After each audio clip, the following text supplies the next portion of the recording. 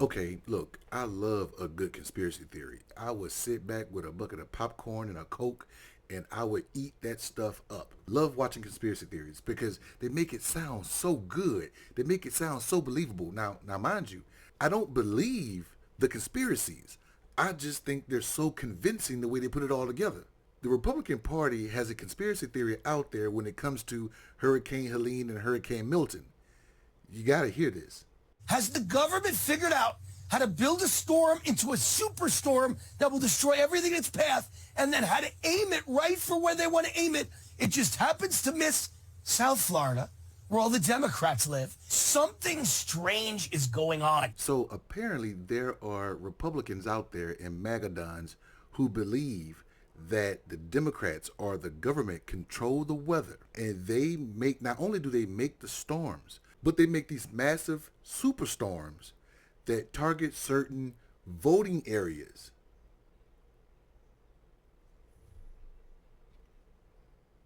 Okay, so you say to yourself, that guy's a nut. He's not on the mainstream media, which, you know, a lot of Republicans don't like mainstream media. So you kind of dismiss what he said. But then you get the presidential candidate for the GOP saying something similar. You know, it's largely a Republican area, so some people say they did it for that reason. I don't even think they're that bad, but they probably, maybe they are. And so when you get a presidential candidate running for the White House to say something like that, you got to go look it up.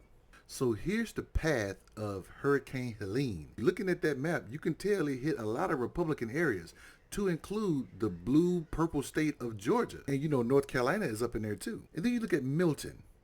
And that's the path of Milton. And that guy was right. If you look below, you see Miami at the bottom of the state.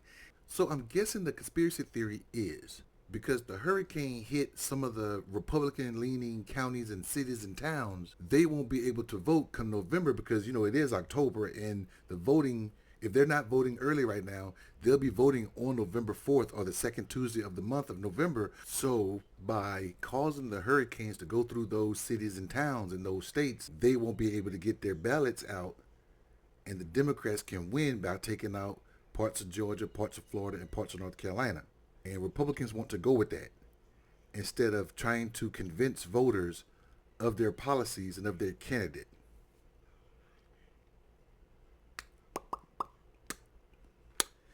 Yeah, it seems to me that the Republican Party is doing what it's been doing since Trump has gotten power in that party. They're hedging their bets. They're saying that the only way that we can lose is if the Democrats cheat. Instead of trying to beat Democrats on policy, because I guarantee you this, when you talk about reducing the size of government and reducing taxes for certain Americans or all Americans, when you talk about some of the things that Republicans are known for, they can win on those issues, but they don't want to win on those issues. But they want to go to the far fringe of their party and of policies and claim that to be the majority when it's not. And that's been proven election after election after election, because the only popular vote election that they've won in the past 24 years was in 2004 when George W. Bush won his second term. He won the Electoral College and he won the popular vote. That's the last time they've won. Trump has lost the popular vote, and a lot of presidential candidates on the Republican side have lost the popular vote. The only thing they got left is the Electoral College, and they're still trying to cheat their way to win that.